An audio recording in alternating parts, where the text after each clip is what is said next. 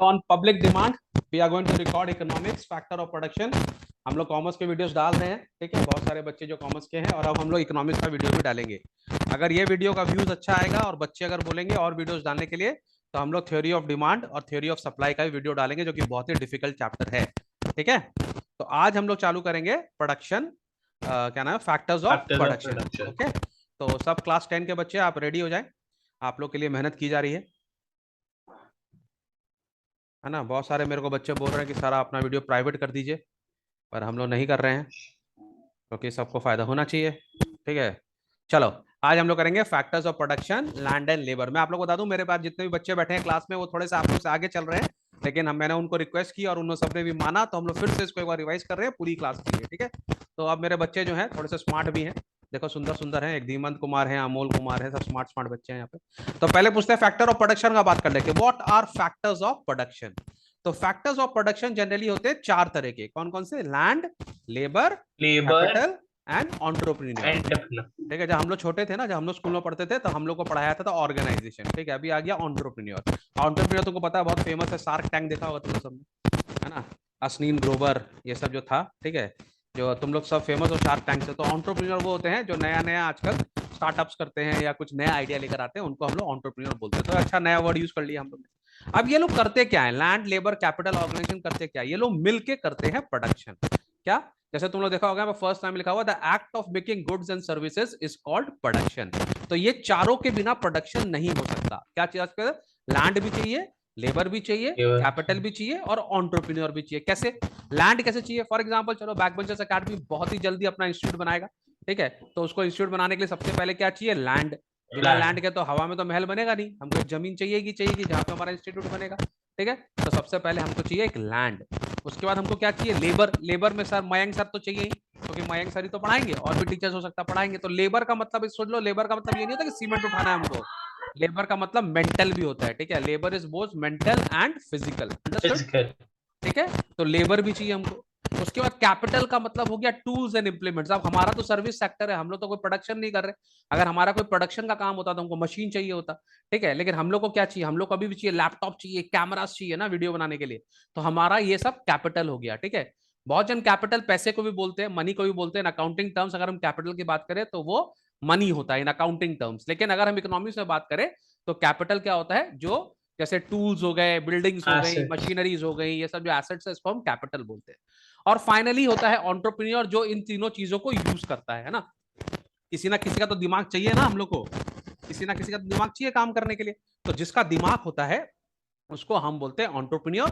वो लैंड भी यूज करता है, लेबर भी यूज करता है, कैपिटल को भी यूज करता है और प्रॉफिट कमाता है। ठीक है, तो यहाँ पे बेसिकली क्या लिखा हुआ है? The act of making goods and services is called production. समझ में आ गया?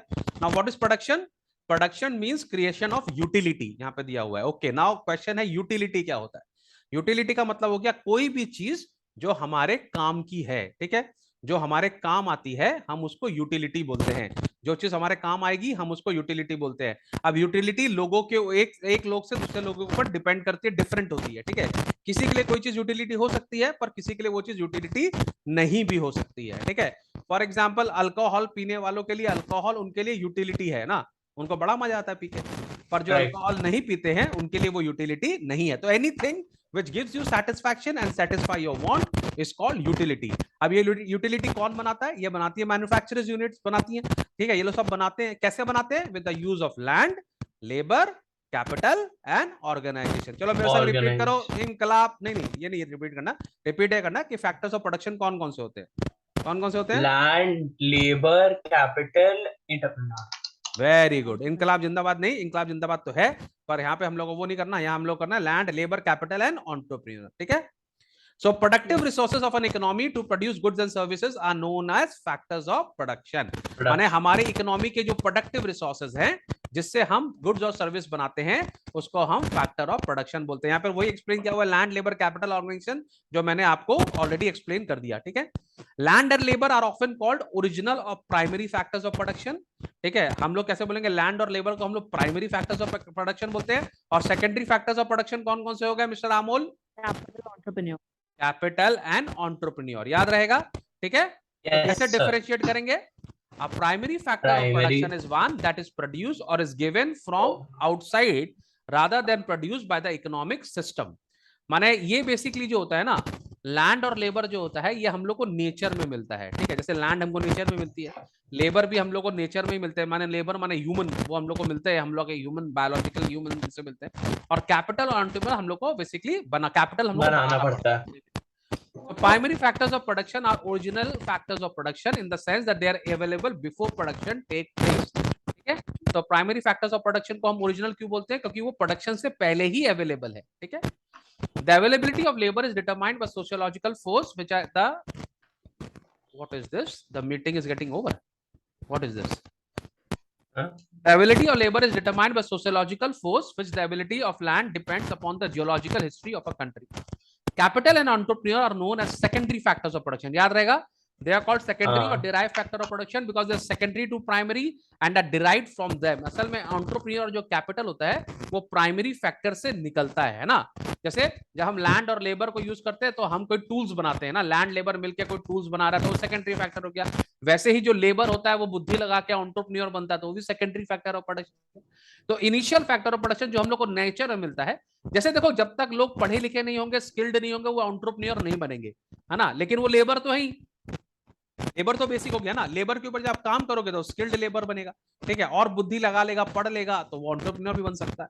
समझ में आएगा आपको। तो लेबर और लैंड जो है वो प्राइमरी है, और क्या नाम है कैपिटल, और क्या नाम है हमारा एंटरप्रेन्योर जो है वो सेकेंडरी है। समझ में आ गया सबको। अब यहां से हम लोग का मेन इकोनॉमिक्स चालू होता है। अच्छा तुम लोग को एक बात बता दो, इकोनॉमिक्स पढ़ाई क्या चीज की होती है। इकोनॉमिक्स पढ़ाई होती है स्कार्स रिसोर्सेज को हम कैसे यूज करें इसकी, है ना। इकोनॉमिक्स में सबसे इंपॉर्टेंट डेफिनेशन क्या है, जो लियोनल रॉबिन्स का डेफिनेशन है कि हम स्कार्स रिसोर्सेज को कैसे यूज करें। तो जो लोग बहुत बार, जो पहली बार इस अभी चैप्टर में आए हैं, उनको मैं बता दूं स्कार्स का मतलब क्या होता है। धीमन, बहुत कम। वाह, कहना क्या चाहते हो भाई, इकोनॉमिक्स पढ़ रहे हो ना। स्कार्स का मतलब क्या होता है अमोल, रेयर। स्कार्स रिसोर्सेज का मतलब क्या होता है।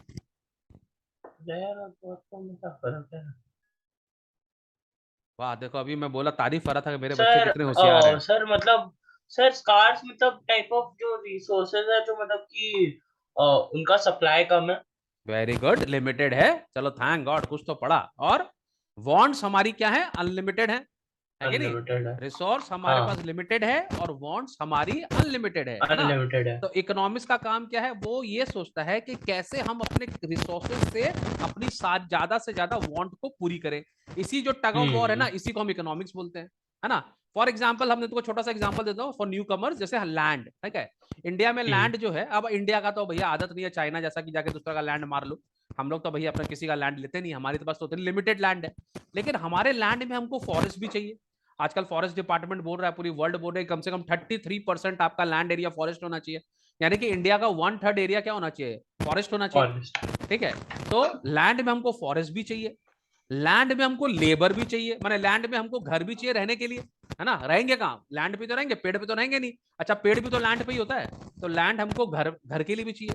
अच्छा लैंड हमको फैक्ट्री के लिए भी चाहिए, फैक्ट्री कहाँ लगाएंगे, वो भी लैंड पे लगाएंगे, उसके लिए भी चाहिए। और लैंड हमको कहाँ चाहिए, एग्रीकल्चर के लिए भी चाहिए। हमारे इंडिया का पॉपुलेशन तो बहुत ज्यादा है।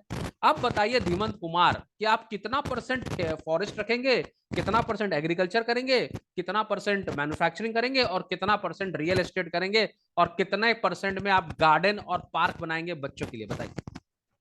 सर मेरे प्रेफरेंस से मैं ऐसे करूंगा, मैं एग्रीकल्चरल और मतलब कि इंडस्ट्रियल ज्यादा पार्ट फोकस करूंगा, क्योंकि मतलब कि इंडिया में मतलब ज्यादा। और हम लोग कहाँ रहेंगे, समुद्र में।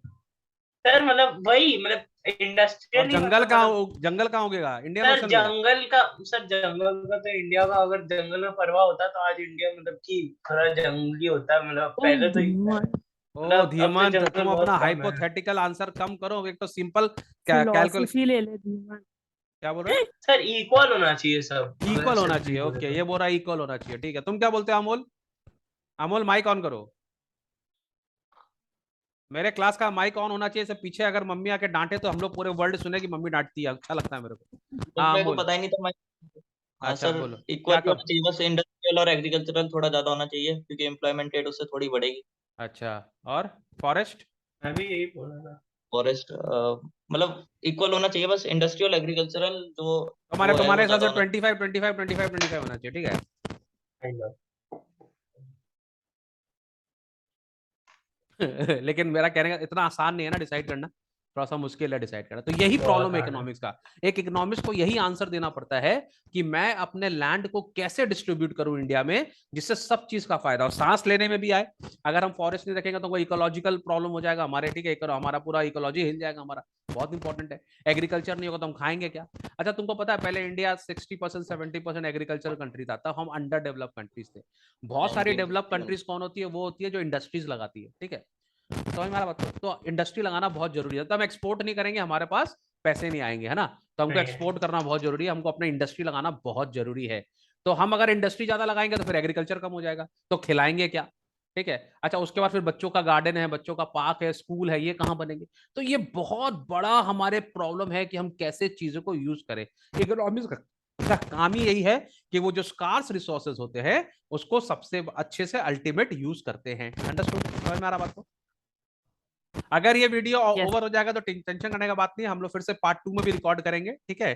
तो ये आप लोगों का इंट्रोडक्शन हो जाएगा। अगर आपको अच्छा लगेगा कम्युनिटी में बताइएगा, हम लोग सारा पूरा वीडियो इसका अपलोड करना चालू करेंगे। इसका भी हम लोग प्रीमियर करेंगे आज, ठीक है। तो स्कार्सिटी, और सबसे पहला पॉइंट है scarcity of factors of production. Mister India पढ़िए। है ना, मिस्टर इंडिया कौन है जो Yes. दिखाई नहीं देता? द्वादश। Oh, बोलो। Scarcity of factors of production. All factors of production of productive resources are considered scarce because the demand for them outstrips their supply. No doubt, the supply of resources have increased over time. Yet, the demand for resources have always outpaced their supply.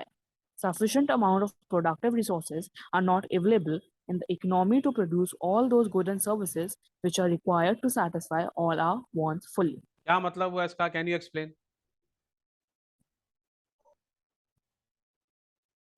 यहाँ बोल रहा है जितने भी हमारे resource हैं उसको हम स्कार्स मानते हैं। क्यों? क्योंकि डिमांड उसके लिए ज्यादा है। आप ज्यादा है और सप्लाई कम है। सप्लाई उसके लिए कम है ना। मम्मी कितने बार भी खाना बना ले, सुबह बना दे, फिर शाम को चाहिए, फिर शाम को दो, फिर दोबारा दोबारा, दिन में 4 बार चाहिए। तो हम लोग को हमेशा हमारी जो डिमांड होती है वो हमेशा सप्लाई से ज्यादा अनलिमिटेड। होती है। समझ में आ गया?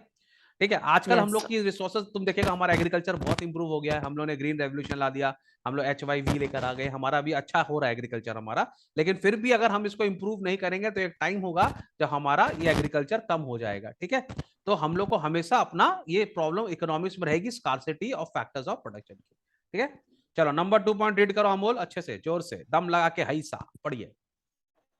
corporation among factor of production. An important characteristic of the factors of production is that the production is the outcome of the corporation among all the factors of production. For producing any commodity, the corporation of all four factors of production is required. None of these factors of production is much importance by itself unless it is used along with other factors of production.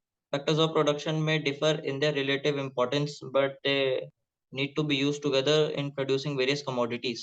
In any productive activity, it is necessary to combine all the four factors of production, since land and capital can produce nothing unless they are assisted by labor and entrepreneur, and labor can hardly produce anything without some capital. अब कहने का मतलब क्या है? ये land, labour, capital, organise एक team है, ये ठीक सब है। कनेक्टेड। एक सब कनेक्टेड है, एक टीम की तरह काम करती है, ठीक है।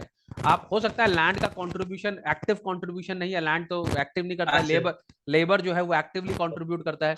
एंटरप्रेन्योर थोड़ा सा हो सकता है लेबर कम करता हो लेकिन बुद्धि लगाता है, और कैपिटल तो मशीन है लेकिन उसका भी कंट्रीब्यूशन है। तो ये चारों एक दूसरे के बिना अधूरे हैं। हम इस चारों को, इनके हो सकता है प्रोपोर्शन हमारा सेम नहीं हो, बट इन चारों के बिना हम प्रोडक्शन नहीं कर सकते। तो they work as a team. जैसे हमारी क्रिकेट की टीम है, आपको पता ही है ना, बैट्समैन लोग अगर एक मैच में रन बना देंगे ना, आउट ही नहीं होंगे, तो बॉलर लोग को बॉलिंग नहीं करनी पड़ेगी, है कि नहीं, माने बैट आने नहीं पड़ेगा। लेकिन सबका काम है ना, विकेट कीपर का काम अपना है, बॉलर का काम अपना है, बैट्समैन का काम अपना है। किसी दिन कोई बॉलर ज्यादा मेहनत करते हैं, किसी दिन बैट्समैन ज्यादा मेहनत करता है, लेकिन बिना इन चारों के कॉम्बिनेशन के कुछ नहीं हो सकता। सिमिलरली चारों फैक्टर्स ऑफ प्रोडक्शन के बिना कुछ भी नहीं हो सकता, ठीक है। अब यहाँ थर्ड पॉइंट बोल रहा है वेरिएबल फैक्टर प्रोपोर्शन। इसका मतलब क्या है? अलग अलग प्रोपोर्शन में सारे फैक्टर लग सकते हैं। हो सकता है सबसे ज्यादा कंट्रीब्यूट लेबर करते हो, सबसे ज्यादा मेहनत लेबर करते हो, लेकिन कुछ कोई काम कोई बेसिक कंट्रीब्यूट कर रहा है, पर सबका कंट्रीब्यूशन जरूरी है, ठीक है। जैसे हमारी क्लास में तीन बच्चे हैं, कोई ज्यादा कंट्रीब्यूट कर रहा है, कोई कम कंट्रीब्यूट कर रहा है, लेकिन क्लास में अगर बच्चे नहीं होंगे तो टीचर क्या करेगा, किसको पढ़ाएगा, अपने आप को। हाँ, कुछ नहीं कर सकता टीचर बिना स्टूडेंट के। तो स्टूडेंट चाहिए क्लास पे, और स्टूडेंट लोग का इंटरेक्शन चाहिए, पीछे से मम्मी आके डांटती रहे और भी अच्छा लगता है। चलो, वेरिएबल फैक्टर्स ऑफ प्रोपोजन। हो सकता है ये मीटिंग ओवर हो जाए, आप लोग टेंशन ना लेना, फिर से पार्ट 2 में चालू रखेंगे हम लोग, ठीक है। हम लोग का थोड़ा सा टाइमिंग का गड़बड़ हो गया है, पर पार्ट 2 में, और कम्युनिटी में डालिए, सारा इकोनॉमिक्स अपलोड कर देंगे हम लोग इस बार। ओके, कॉमर्स तो हम लोग अपलोड कर ही रहे हैं, बच्चे लोग मजा ले ही रहे हैं, इसको भी हम लोग आज अपलोड करना चालू करेंगे। Okay, Hemant Kumar, how are you feeling now? तुम आजकल स्टार बन गए, हम सुने हैं, लोग तुमको पहचानने लगे।